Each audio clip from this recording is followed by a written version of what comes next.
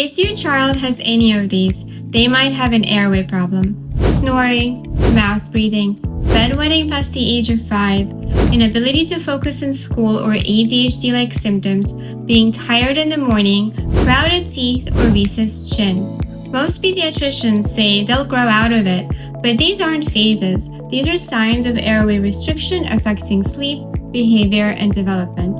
Early intervention changes everything. If this sounds familiar, get an evaluation with an airway-focused dentist today.